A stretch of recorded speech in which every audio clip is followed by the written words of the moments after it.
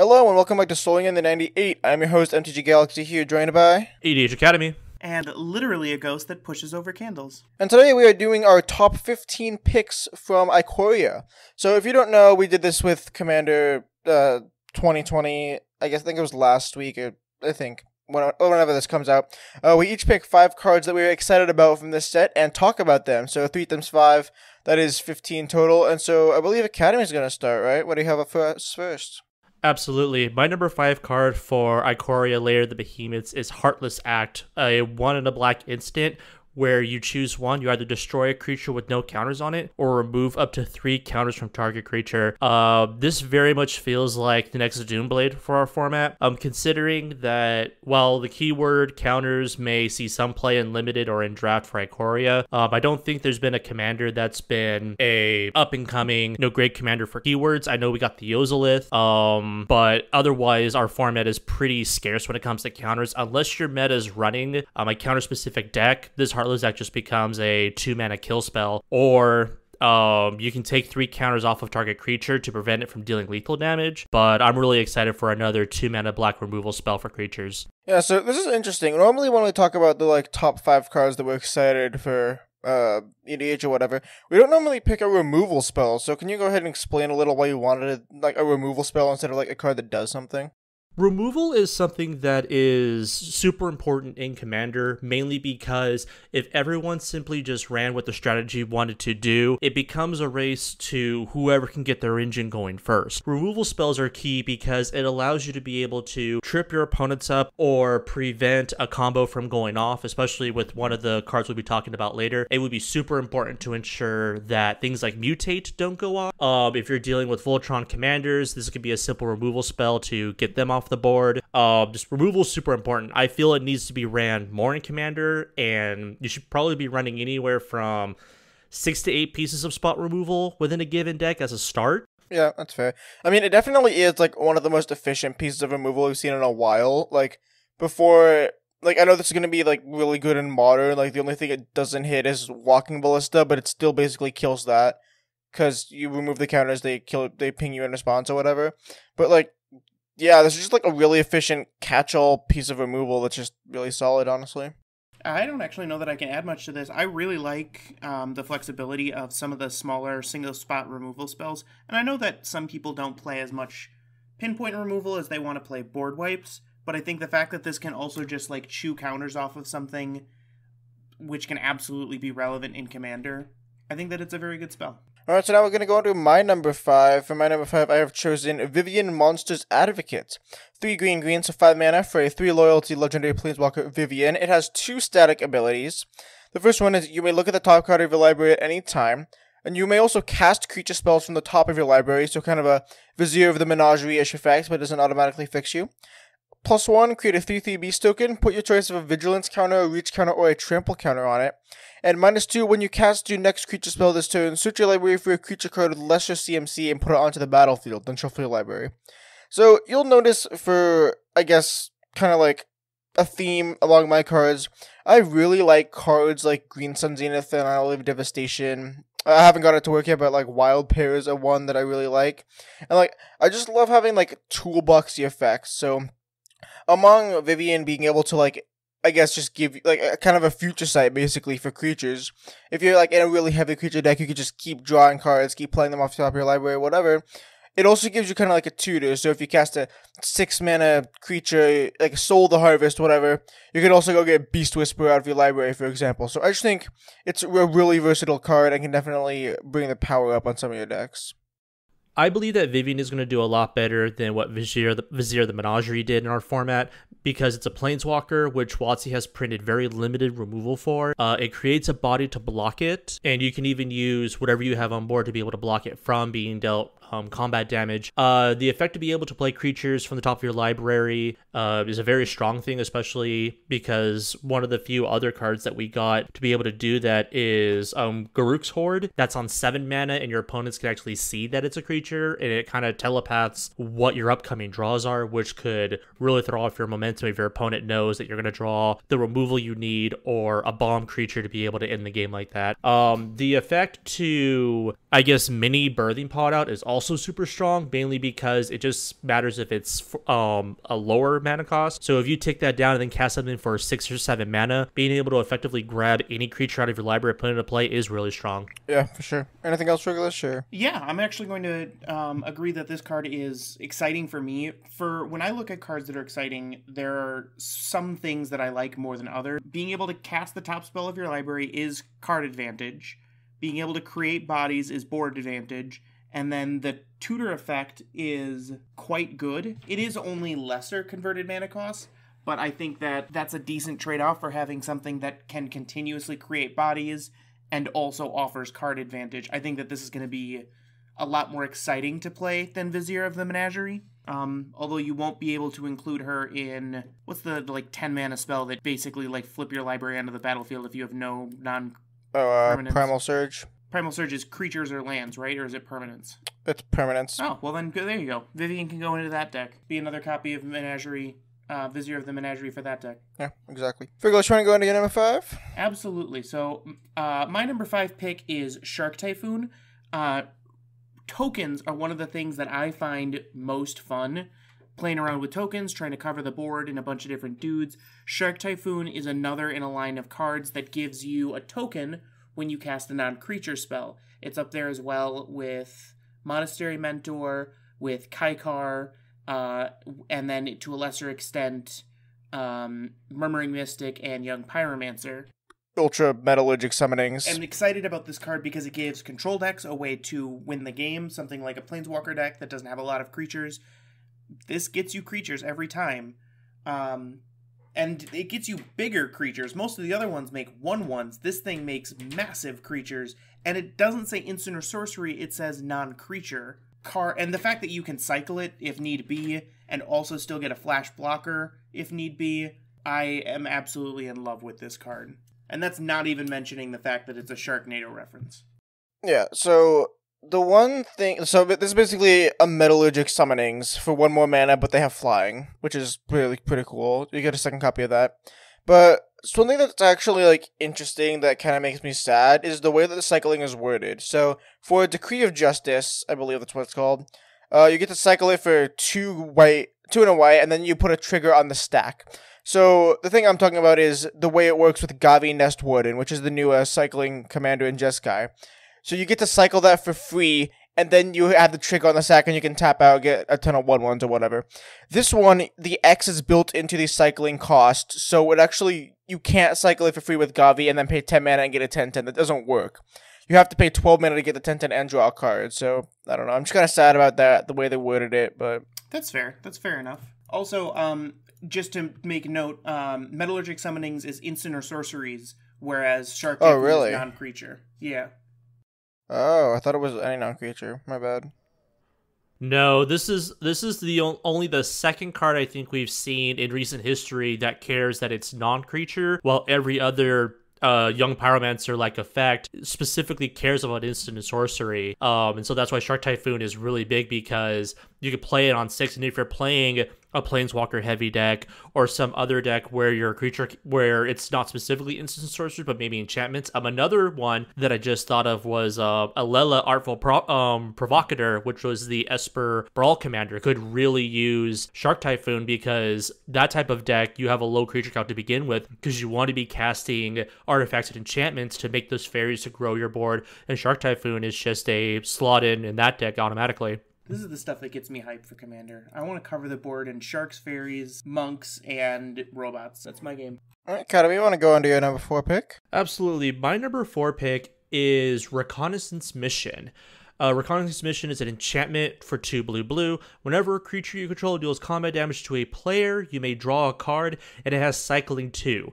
I originally was going to cover the full cycle of cards that we've seen in Commander that they just put cycling onto, but Reconnaissance Mission is actually my most hyped for one of the 4. The 4 being Wilt, Neutralize, Migration Path, and now Reconnaissance Mission. I really like Reconnaissance Mission because when it was originally originally printed as Coastal Piracy and later got printed as Binding of Thassa. It was a way for players who had evasive creatures to regain card advantage, probably because they were more mid-range control, so they were spending resources to keep their opponents at bay, and so they would swing with their creatures, and then those effects would draw them cards so they can actually get towards their endgame. What I like about Reconnaissance Mission is if you find yourself low on mana in the early game and you draw this, you're able to just cycle it away, draw a card, and you still have at least 2 other effects in your deck that you know that you can draw later on. Yeah, I mean, honestly, in my opinion, just the more Coastal Piracies, the better for creature decks. Who doesn't want to draw so many cards that they lose the game? That's the only way to play. Exactly. But Friglish, you're assuming that you're not running Laboratory Maniac in Jace Wielder of Mysteries. Come on now. But, I mean, Jace, Wielder of Mysteries, I'll give you, but Laboratory Maniac does not draw cards. And, you know, the best one, Thassa's Oracle. I'm going to go ahead and head on to my number 4, which is Unpredictable Cyclone. 3 red for an enchantment. If a cycling ability of another non-land card would cause you to draw a card, instead exile cards from the top of your library until you exile a card that shares a card type with the cycled card. You may cast that card without paying its mana cost. Then put the exiled cards that weren't cast this way onto the bottom of your library in a random order. So, this is basically the cycling equivalent of Possibility Storm. So the way this works is, if you cycle away a creature, you flip off the top till you hit a creature, you just put that onto the battlefield. You can cast that for free, and then instead of drawing a card. So you basically replace each draw of cycling with the Possibility Storm. And the thing is, I don't know how good this actually is, but it seems sweet. Like, I love randomness. Like, okay, I love Chaos decks, not in the sense that, haha, let's play Warp World and Thieves Auction Chaos decks, but I like, let's play the cards that are up to random chance whether you'll win or lose, and this is one of those cards. I think you could also build this card, build a deck with this card in it so that you can keep one card type to a minimum, so that you can, like, try to flip through it, like, you know, like Polymorphing and Emrakul kind of deal. I mean, yeah, but, like, the thing about that is you have to cycle a card that shares a card type. So, say you have, I don't know, one creature that has cycling and 1 Emrakul. You have to draw that creature in order to actually have a chance to cycle it and then get the Emrakul. So, I don't know if that's, like, as consistent as, like, Polymorph, where there's a ton of ways to make, like, token creatures or non-actual creatures, but yeah, it's a way to go. I get you. That makes sense to me. If you really want to try and live the dream, we actually got a mono red commander from Ikoria that could, if you go through the loops, you can actually do some dumb things in Yadaro Wandering Monster. That's the 8/8 with Trample and Haste. It originally cost 7 to cast, but you could cycle it for 1 in a red. When you cycle it, it shelves in your library. If you've cycled a card named Yadaro 4 or more times in a game, you just put it straight onto the battlefield. So if you have effects like Command Beacon, I think we got, oh, is that in black? Well, the artifact that you put a counter on it and it puts your commander from the command zone into your hand and you lose life. That is black, yes. Maybe then it is too ambitious. I was just thinking like, wow, you could just get this into your hand with like Command Beacon, cycle it, Unpredictable Cyclone, get you a creature, and then you're really on a mono red polymorph deck in that you're just constantly getting access to your commander, cycling, getting a real big creature, and then you're running more of a kind of more of an Ilharg deck, but with a little bit more randomness to it. Yeah, I mean, but like you still have to find the 1 out of 98 card Unpredictable Cyclone, and you still have to find that 1 out of 98 card Netherborn Altar if it was red. So I don't know. Put this in the 99 of an Ilharg deck where Yadaro's in there and Cyclone is in there, but then you have to maybe that is a little too ambitious to try and make all of this work for Unpredictable Cyclone. I do like that. What I like about it is for the Gavi Nest Tender deck that we're going to be getting in the Commander products, if you cycle a card with it, with effects like Wave of Reckoning, you get the when this card is cycled trigger on top of the free spell on top of it.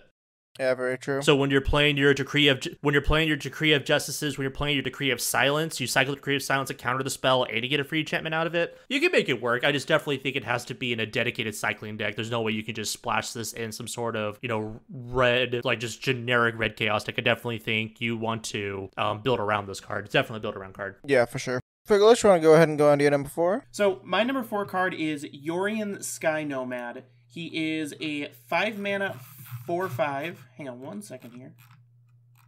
Yep, 5 mana 4/5. He does have Companion. The Companion is not possible to do in Commander, so whatever. He's got flying, and when he enters the battlefield, you exile any number of other non-land permanents you own and control, and then return to the battlefield at the beginning of the next end step. So basically, you play this guy, and you get to blink as much of your stuff as you want. This thing is amazing. This is like value city right here. Put this in any deck with a blink theme, and you can turn any one blink into a full board blink. All of your, like, ghostly flickers are now ghostaways. Play Cloud Shift on Yorion, then Yorion flickers everything else. Yeah, you can only do it once per turn because he returns them at the end step, so you can't continuously chain flickers, but this thing will generate so much value from a single flicker, and you can do it more than once in any deck that's dedicated to blink style effects, or even just a deck that has incidental blink value in it, like most decks that are blue and white do. I am super hyped to play this card and just go to town on people. But Friglish, if you were around for Kaladesh Standard, you already know how to break Yorion. You actually can put yourself in a wrath-proof situation between Yorion, Skye Nomad, and Felidar Guardian. Felidar Guardian will blink the Nomad. Nomad will blink literally anything that's not a land of yours, and then every single end step, everything comes back. You draw a crap ton of cards from cards like Omen of the Sea, Oath of Jace, Trial of Knowledge, Prismatic Spirit, Prismatic Lens, all of that. And then Felidar says, all right, blink the Nomad. And the Nomad goes, sweet, blink everything else. Over and over and over. So if you're running a Farah, that is just a straight draw card at the beginning of each upkeep engine right there. Absolutely. It's the same way that you do when you play Catch with Flicker Wisps in Modern. I've seen Pleasant Kenobi enough times to know how that works. Now, all I'm saying is, thank God that this doesn't work in EDH, because this with a Brago would be so absurd. That's what broke my heart, because this was the last companion to be spoiled, and I was just sitting there like, man, I'm a Brago player, they messed me up in Theros by just releasing no blue-white legendary creature. That's fine, I can work with it. Atris is kind of my way of building like a dark side blink deck. What do we got in companion for blue-white? And then literally the last day of spoilers come out, they show the video, they show Yori, and it's like, and it cannot be my companion. That just makes me happy. What? I don't know. I was throwing every F in the chat on that one. I don't know. I had a Brago deck for a little bit, and like I've grown to slowly hate them because like they're just boring generic value decks. Like same with Tulane. Like it's just so good at what it does, it's just boring. Well, the thing about Brago decks that's different than Tulane is that Brago eventually runs out of steam. Like, there's quite a bit of setup that you would need to ensure that that type of thing can keep going. Like, yes, there are a lot of Blink 1 creature or Blink 2 creatures at 2 to 3 mana. Ghostly Flicker, Illusionist Stratagem, you have Momentary Blink and stuff like that. Even Essence Flux at 1. But with Tulane, just having green and effects to be able to bounce your own creatures back to hand to go essentially infinite, I can definitely see where you're coming from. I've played plenty of games where I ended up in a loop where I had Mnemonic Wall, Spine of Esau, and Ghostly Flicker. Just being able to just get it back and destroy a permanent every turn was ridiculous. So I get you. Still, F in the chat for Yori not being a companion. So Academy, you want to go into your companion number 3? Yes, so my companion number 3 was the companion that I originally wanted to build for our gameplay episode with DDM Gaming, but early rumors of companion not really working in MTGO pushed me away, but I would love to play it again, and that's Obosh the Prey Piercer. So for 3 hybrid black-red, we get our first Hellion Horror in Magic, and man is the art super sweet. Its companion restriction is that your starting deck contains only cards with odd converted mana costs and land cards. Its rules text is that if a source you control with an odd converted mana cost would deal damage to a permanent or player, it deals double that damage to that permanent or player instead. So if you love playing Punisher decks with cards like Spell Shock, Zozu, can't remember his name, Zozu the Punisher, and cards like that, Obosh can really turn the game, into your favor really quick. And on top of that, if you think about all those fireball spells, as long as you keep the X value where it needs to be, which more than often is even, you can easily kill your opponents with surprisingly little mana. Oh yeah, yeah. This card's sweet. Like, I don't, is it just me that finds it weird that Prey Piercer doesn't have a hyphen in it? The word just looks weird. I don't know. I could definitely see where that oddity would come from, but I don't know any of the rules when it comes to hyphens. So if it had it, if it didn't have it, it'd all been the same to me. I don't know. Whatever. Anyway, this card's sweet. Just like a Dictator of the Twin Gods for odd cards. So unfortunately, it doesn't work with Exsanguinate and Torment of Hailfire. One, because they're even. Two, they don't deal damage. I don't know what I'm going on with. This card's sweet if you can build around it. That's all I have to say. I am going to try my darndest to build a commander deck with this guy as the companion. And the commander's going to be Vile Smasher and Crom, because I want to play a deck with 3 commanders and also be aggressive. Yes, but have you considered... best of luck to you. I have tried that, and man, not having mana ramp on 2, not having access to your tutors and your cheap rats on 4, like, if you can do it, give me a list. I'd love to see it. But with your only ramp being Mana Vault and Mana Crypt, because remember, 0 is even, so you can't get away with running your Chrome Moxes, your Mana Crypts, and your stuff like that. I would love to see it. I had a little bit of a difficulty with it, only because my mana fixing was coming from cards like Chromatic Sphere and Chromatic Star. While they're amazing and modern for fixing, having only 2 copies of that type of effect versus 8, it's rough. I'd love to see a list if you can make one. I'd be super excited to see it in action. See, but have you considered a I'm Lord... absolutely going to try my darndest. Have you considered a Lord and Savior Karavek the Merciless? I have Karavek the Merciless in a deck, or he's the commander of one of my decks. The deck is called Karavek Makes No Friends, and I start the game with 3 opponents.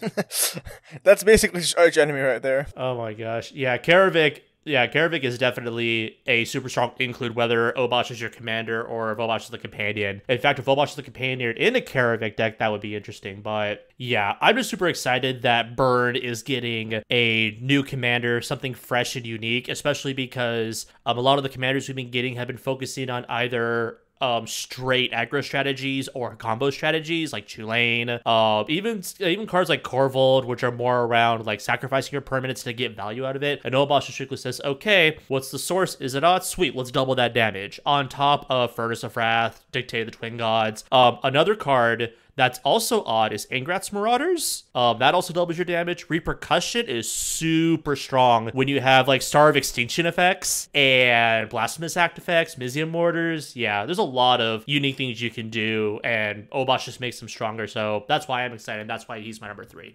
Oh, and he's also so popular, I believe he is the creature that Vivian fights in the trailer. Interesting. Oh, I hope so. That would be awesome. I need to go rewatch it. Alright, well, I'm going to go ahead and go on to my number 3 pick, and that's Escape Protocol. 1 on a blue for an enchantment. Whenever you cycle a card, you may pay 1. When you do, exile target artifact or creature you control, then return it to the battlefield under its owner's control. So, this is basically just another Astral Slide / Astral Drift. Of course, you do have to pay when you cycle it, but still, I kind of don't care. It's a 2 mana effect, and it's in blue. And it's just literally a 3rd copy of Astral Slide / Astral Drift. Anyone would be happy with this in their cycling deck? I mean, this is the same love of mine like Yorion is in the cycling deck. You just flicker things, you generate value, and then you protect your creatures from removal is another thing this can do.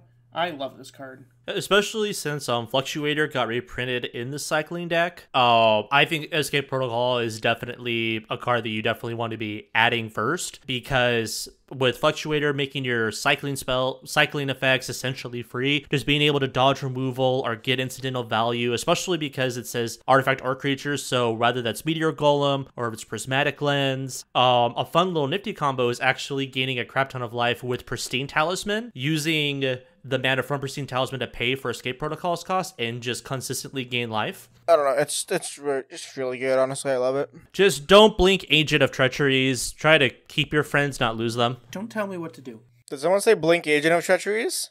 If your stuff is so good, then why can't I play with it, huh? Exactly. That's what I thought. Alright.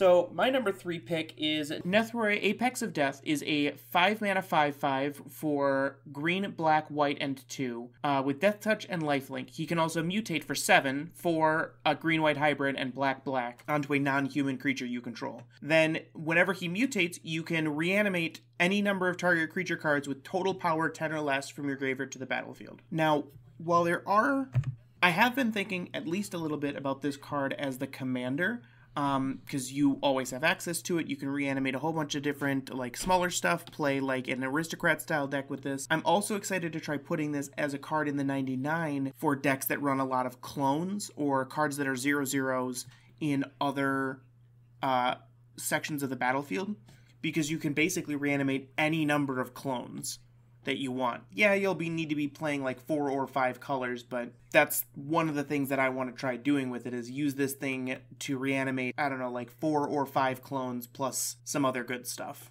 Aren't a lot of the Arcbound creatures 0-power creatures? Yes, they are. You could reanimate every single one of them. Yeah, yeah. All of the Arcbound, I mean, same difference. All of the creatures with modular are called Arcbound something. Yeah, we got there. We figured it out. Have modular on them. Like all the things with modular, mainly. I've actually seen this deck in action on MTGO, and I kid you not, this could literally be the only mutate creature in your whole deck, and the deck could just run perfectly fine. They had set up their graveyard with a Buried Alive, just put 3 combo pieces in there, and they mutated Nethroi onto their sack outlet. And I've seen a combo done in 2 different fashions that involve, oh my gosh, I can't. Every time I try to remember this creature, I draw a blank. It's the 2-mana human that Modern uses for their Devoted Druid combo. Yeah, I think it's that one. But what one of them did was they used that in conjunction with a Shadowmoor Troll that has Persist.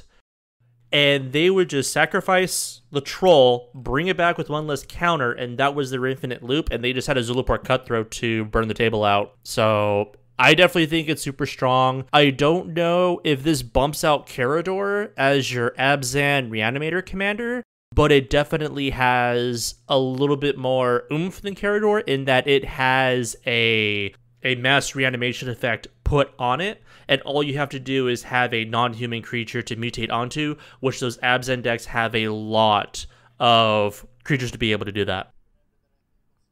Yeah, this card is just really sweet. And I think I was going to try to build around it for our Ikoria gameplay episode, but I don't know what happened. I think I just didn't want to. I got lazy or something, and I built Godzilla instead.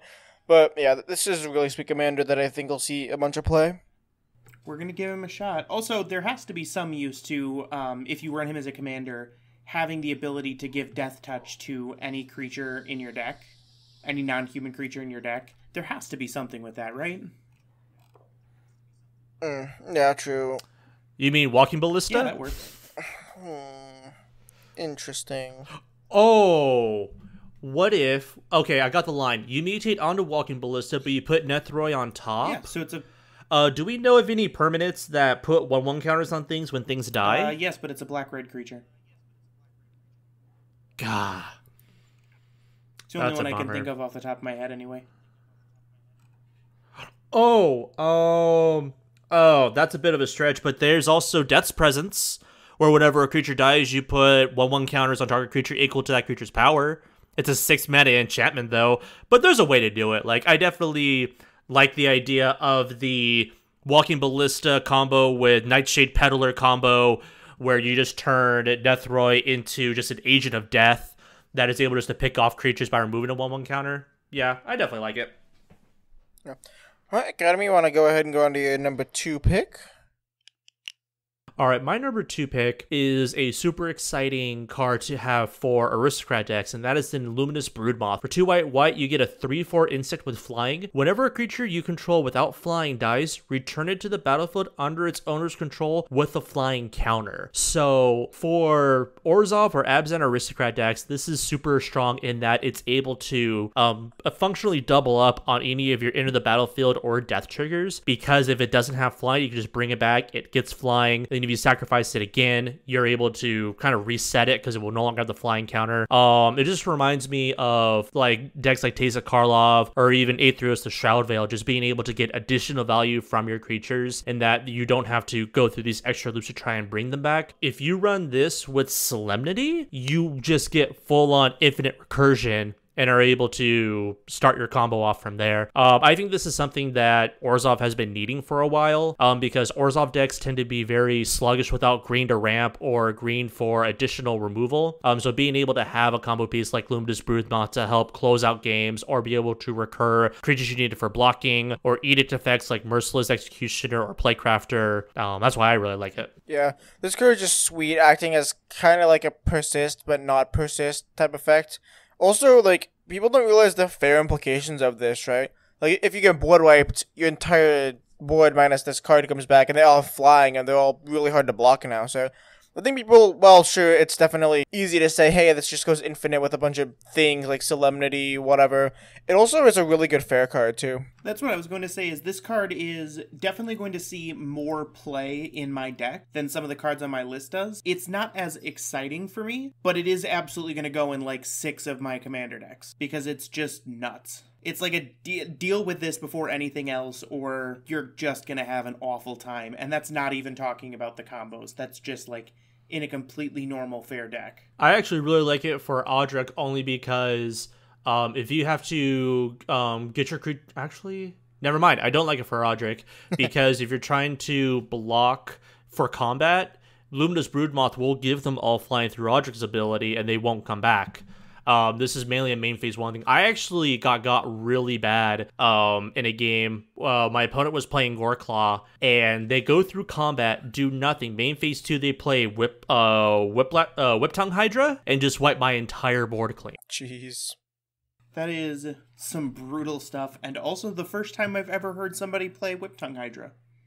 Oh, you absolutely have to. In a mono-green aggro deck, you have to have an answer for flyers, because even though you may be the king of the sandbox when it comes to creatures on legs, the moment you go up against flyers, you just go, well, that was fun. Oh, look, that Tolerant player has 10 Drakes. Man, I wish I could do something about taking 20. Yeah, I'll take 20. Gee, I sure hope they don't come at me next turn. Hope I can kill them this time. They're holding 7 mana up? That's got to be nothing. All right, full swing. Yeah, this card's great. I want to head on to my number 2. This is called Bastion of Remembrance.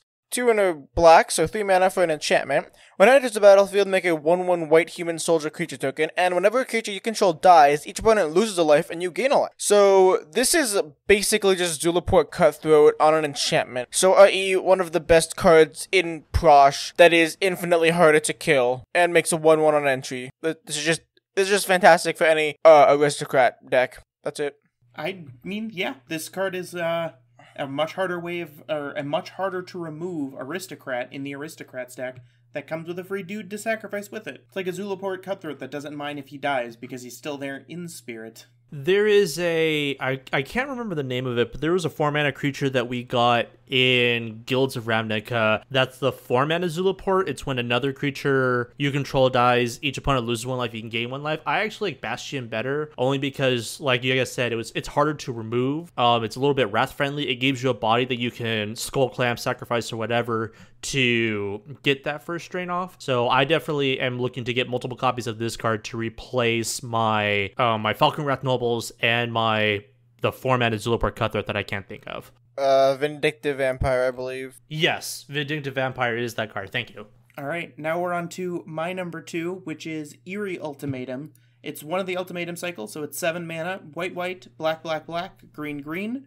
Return any number of permanent cards with different names from your graveyard to the battlefield. This is 2 mana less than Rise of the Dark Realms. You only get your stuff, but you get non-creature stuff as well. The first time I saw this card, I thought it was perfect for my 5-color Legends deck, because it can get back my legendary enchantments and my legendary artifacts that were also destroyed. Then I realized that this also works reanimating an entire board full of Planeswalkers. I am absolutely hyped to make some 5-color messes that use this card to win the game, or just throw this in like an Abzan Commander deck as one of your late game bombs. This thing will absolutely wreck games if it resolves. I know that it's not like an instant win, kind of like Craterhoof Behemoth is, because they can always deal with your graveyard, but people don't play as much graveyard hate as they should, and Eerie Ultimatum is going to teach them why they should play more. Absolutely, especially when we have so many colorless options in Scavenger Grounds, Tormod's Crypt, Crook of Condemnation, Silent Gravestones, and stuff like that. Yeah, Eerie Ultimatum will definitely punish them for that. It's going to definitely be a bomb to have you recover all that you've lost throughout the game. I really like it. I think it's one of the very few ultimatums from the set that actually work for our format, for the power level that we have. So yeah, I'm a big fan of it. Yeah, this card is just stupid on so many levels. It's just bustedly powerful. 7 mana, almost win the game card. It's just so good. I want to head on over to your number 1 academy, or should I say number 1s? So my number 1 pick, I actually cheated because I couldn't pick just one. I feel that for the cards I'm going to be mentioning, their impact to the format can't be understated. Because of what they do for the wedges, they provide so much more utility that we haven't seen before in a cycle. And the cycle I'm talking about is the Mythos cycle. So these are all rares. Their casting costs are in monocolor, but they can only fit in their wedges. So we're going to start in Wooburg order. So the first one is Mythos of Snapdex. It's a sorcery for 2 white. Each player chooses an artifact, creature, enchantment, and planeswalker from among the non-land permanents they control, then sacrifice the rest. If black-red was spent to cast the spell, so if you paid black, red, white, you chose those permanents for each player instead. So for those of you who remember Tragic Arrogance, this is a 1 mana cheaper way to do it. You can only run it in Mardu decks, but I definitely think if you're running Mardu, you're running this over the Tragic Arrogance. I'm just going to go through the full cycle and then we can start commenting on our favorites. The blue one is Mythos of Aluna, 2 blue for a sorcery. Create a token that's a copy of target permanent. So this is a sorcery that is functionally a clever impersonator. If you paid green-red to cast the spell, if the token you created is a creature, it fights up to 1 creature you don't control. So being able to pick the biggest creature on board, then have it fight a troublesome creature, or just flat out be a 4-mana kill spell by fighting that same creature, super strong. Mythos of Nethroi is easily, I think, one of the strongest one of the cycle. For 2 black, it's an instant. You destroy target non-land permanent if it's a creature, or if green-white was spent to cast this spell. So an instant speed, Vindicate, or a much easier to cast Murder. I definitely think that it replaces a lot of 3-mana kill spells in those Abzan decks. The red one is Mythos of Vadrik, 2 red for a sorcery. It deals 5 damage, divided as you choose among any number of target creatures and or planeswalkers. If you spent white and blue to cast the spell, those permanents can attack or block, and their activated abilities can't be activated. So if you're going up against Friglish's Planeswalker heavy decks, you can hit 5 planeswalkers, and they cannot use their planeswalker abilities until your next turn. Mythos of Brachus, 2 green for a sorcery. This is actually super strong in Sultai Reanimator decks, because if you spent blue and black to cast the spell, you just simply entomb a card. You just search for your library for a card, put it straight to your graveyard. Then after you've done that, return up to 2 permanent cards from your graveyard to your hand. So I feel that this cycle, why I picked all 5 of them, is because they all do something we haven't seen in Commander, but they do it to a greater extent than what we would normally get. Even though Mythos of Nethroi is a Vindicate at instant speed, or just a kill spell on 3, I think it's a format changer in Abzan. What do you guys think? Honestly, I think my favorite one is the Mythos of Snapdex. Just being able to have a new 4-mana Wrath that's in Mardu, basically a 4-mana Tragic Arrogance, or if you don't have the mana, just a Cataclysmic Gearhulk ETB trigger. I think that's just great. And yeah, I do agree with you that Mythos of Nethroi is very good as well, but I just think Wraths overall are much better in Commander, and I think Mythos of Snapdex is better than Mythos of Nethroi personally. Just because I think the way Commander was made, Wraths are more efficient than single target removal. I think the only one of these I'm not excited for is Mythos of Vadrok, just because it does have its uses, but the fact that it's a sorcery really turns me off of it. I think that if it was an instant, I might feel a little better about it, but as is, it doesn't seem to do enough for me. All of the other ones, though, completely nuts in their 3 colors. Being able to pick up 2 permanent cards and having a free Entomb, being able to just have a 3-mana instant speed Vindicate, being able to token copy any creature, just, like, you can completely ignore the red-green kicker on that one. It's just 4-mana token copy of any permanent. Sweet. And then Mythos of Snapdax is absolutely going into one of my decks, like, immediately. Is it Queen Marchesa? Yes. Yeah, I definitely agree with you. All these are sweet except for... Mythos of Eldrug is pretty cool, but I don't think it's on par for the rest of them. One thing I just, for some reason, it didn't click till right now. Vindicate destroys a permanent, right? Yes. Yeah, it cannot hit lands. Mythos will only destroy non-lands. So... I mean, it's still great because this is functionally 3-mana Planeswalker removal, which is something that Wizards of the Coast is very, very hesitant to produce enough answers for. I mean, for crying out loud, after we got Hero's Downfall, when that rotated out of Standard, their replacement for it was Ruinous Path, which was a sorcery answer to Planeswalkers. And I don't think it would be until Ixalan when we get Vraska's Contempt to where we finally get instant speed Planeswalker removal. So being able to do it on 3 mana or getting rid of a troublesome artifact or enchantment, I still think it's super strong. It's not so great when trying to get rid of a Coffers or a Glacial Chasm, but still being able to remove your choice of a non-land permanent on app for the same cost as Abzan Charm, yeah, I'll take that any day. I'm gonna go ahead and go on to my number 2 pick. This is Fiend Artisan. Hybrid Golgari, so 2 mana, either black, green, or black, green, for a 1/1 creature nightmare. Fiend Artisan gets +1/+1 for each creature card in your graveyard, and X Hybrid Golgari, so X and 1 mana. Tap it, sacrifice another creature, search your library for a creature card with CMC X or less and put it onto the battlefield, then shuffle your library. Activate this ability only anytime you can cast a sorcery. So I think this card is absurd. Being able to... I don't know if it's like a direct comparison, but at a whim, Eldritch Revolution, kind of. You could just, as I mentioned before, my number 5 was a pseudo-tutor with Vivian. This is also just great. Like, I'm mostly excited to put this in, try this out in Corvold, my CEDH Corvold deck, because sacrificing is exactly what you want to do with it. Just sacrifice a mana dork and go and find Dockside Extortionist, Squee the Immortal, like whatever creature you need to win the game from there. Or just, in general, even in casual, just being able to find whatever creature you need at the time. Like, sacrifice a utility creature, go get Ravenous Chupacabra to destroy something if you need to. That Ravenous Chupacabra was done with, go ahead and sack that and grab Creator of Behemoth if you're in the late enough game, I don't know. I think it's just a really sweet card, and that pseudo-birthing pot effect is just fantastic. This is another card that I expect to be played in a whole bunch of different decks, just because the fact that it's a 2-mana... probably beefy beater, but the fact that it's just another tutor that you can just turn any creature in your deck to any other creature in your deck by paying 1 more mana seems like it'll go into any deck that can play it. Being able to tutor out the exact card you need is a absolute blessing.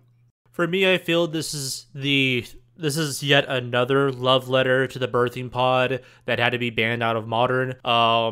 It reminds me of several times in Magic's history where they make a card that ends up being too strong, but then they spend later sets trying to find out where that sweet spot is as far as how they were able to balance it. And I think two of the first cards they actually did that for were Black Lotus and Ancestral Recall, where they were trying to find how they were able to have a single permanent produce 3 mana, or a 1-mana blue card draw you 3, or give you access to 3 cards in one way or another. But I definitely like it. I feel that in the late game, it could become a decent beater, but otherwise it becomes a strong utility card because the number that it's looking for is the X value, not the creature one. So like what Galaxy was saying earlier, where once you're done with your Ravenous Chupacabra, if you have enough mana to do it, you can just pay, grab Craterhoof Behemoth and then turn sideways for the win. So I definitely think it has its uses. It's not as broken as Birthing Pod, but I definitely think that it definitely could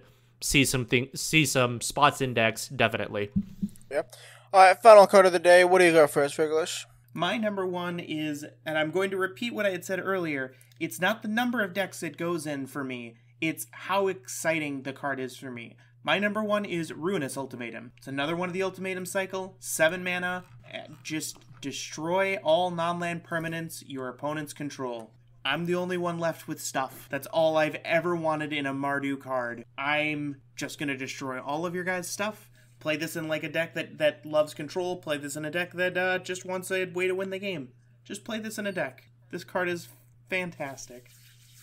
This card's so stupid. This is a Cyclonic Rift that destroys them.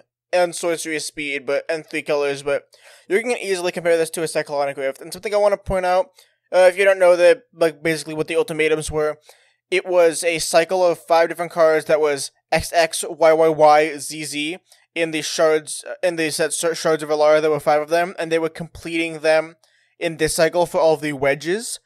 And so, I just want to say a fun fact, in the original Shards of Alara, there was an ultimatum called Violent Ultimatum, which was 7 mana, destroy 3 target permanents. This one is 7 mana, destroy every single non-land permanent you don't control. So that's just an example of how much better this is than the cards that came before. And besides that, this card is just absurd, absolutely busted. I am so glad that Boros finally got a 7 mana equivalent to Cyclonic Rift. I just feel bad that you have to play black to cast it. Of course you do. Boros isn't allowed to have nice things. That's why I play Mardu. It's because it's all of the cool things that Boros gets, but good. Because I'm allowed to play card draw. Mardu, Boros, but good. That's exactly. Anything else we have for any of these cards? I did want to talk about one card that I was really hoping that it would be worded well enough to see playing Commander, but unfortunately it's a card that's a little too narrow to make worth, and that's Drannith Magistrate. So it's a human for 1 and a white. It prevents your opponents from casting spells other than spells from their hand. So if you're able to get this on too, you actually turn off their ability to cast their companions and their commanders. I believe that the card was intended, when it was built for standard, it was intended to cut off the companions. It may have also been able to try and cut off maybe some graveyard casting items in there, but that doesn't make sense only because you have Grafdigger's Cage, you have the Hound of Aetherios as well. So I was just hoping that in the set's singular mono white stack space that it'd be able to do more in Commander, but unfortunately I don't think it's going to see play whatsoever. I mean, it's definitely going to be a staple in the CEDH community. Just being able to learn this, even on turn 1 on the play, just your opponents can't cast their commander ever, and they have to find a removal spell for it. I think it's just, I think it's just too spiky for casual EDH. But even if in CEDH, wouldn't you rather be running Lavinia Renegade Leader as your way to try and disrupt your opponents? Because I don't play CEDH, but from what I've seen of people who do, like a lot, there's a heavy investment in super cheap mana ramp, like through your Moxes, your Mana Crypts, and stuff, and Chromox and stuff like that. So wouldn't you want to just play Lavinia, get that out as early as possible, and then prevent your opponents from casting, bigger spells than they have lands for, versus Drannith Magistrate, where the only thing it's cutting off is the commander? Because in CEDH and in EDH in general, most of the times that you're getting stuff from your graveyard is through reanimation effects, which Drannith Magistrate doesn't stop. So unless your opponent is playing like Savine, where it's literally, I want to be able to cast things from my graveyard, I don't think you're cutting off that much to make it worthwhile. Okay, so the thing about CEDH is that, yes, that's true that most of the deck's ramp is Mana Rocks, and that Lavinia Azorius Renegade is the card that you're referencing, right? Yes, which is the 2 mana 1. If a spell is cast for free, if your opponent casts a spell, did pay mana, counter it. Otherwise, they can't cast spells with a greater CMC than the lands that they have. Yeah, but so the thing about that is a lot of decks need the commander to win, as well as a new deck that's been popping up is just Turbo Thrasios, which is just play Thrasios, get a ton of advantage out of him, and then win eventually. And the thing about Lavinia as well is that there aren't that many high CMC spells, right? So most oftentimes decks top out at 5 mana with Adnaz. And I know there are a couple decks with like higher CMC, like Gitrog Monster is an example. But like my point is, a ton of decks need their commander to actually win the game, and by playing Drenith Magistrate, being able to shut off their win outlet, as well as their advantage in the case of Thrasios in the mid-game, I think that's just more powerful than what Lavinia is doing. I guess so. I guess my concern is that the only deck I could ever see Drenith Magistrate showing up in is in a Blood Pod style of deck, where you're just trying to pack as many answers to what the table's doing as possible, and just getting to where you have a decent hand against the worst matchup for you. Yeah, that's true, but I think the opportunity cost of it is just so low. Like, it's 2 mana, it has no downside to you, it blocks Tymna like a god. Like, I just think there's honestly no reason not to run it in a mono white deck, except, like, if you are really, really tight on slots, which you might be, but I think it's just like Aven Mind Sensor just a snap put in all of the white decks. That's a fair point. I do also think that there's some benefit to including both, because it does... From what I've seen from watching Play to Win, he can do some serious work cutting people out of the game, stopping people from being able to cast their planeswalkers. And if you play enough stuff that forces you to answer it, they won't have answers for everything. I mean, obviously this does go in Blood Pod, which is a dedicated stack, but I think that's just... I'm pretty well versed in CDH, but I'm not like the highest of the highs. But I think this should just at least be considered for every white X deck. Absolutely. I agree with that. Alright. I believe that is all we have for today. If you enjoyed this episode, be sure to smack a like on it and subscribe to our channel if you haven't yet. You can also check out us on, I forget what the podcast site is called, but there will be links in the description, as well as links to all of their hosts' Twitters and YouTube in the description as well. Thank you so much for tuning in to this episode of Soling in the 98, and we will see you next time.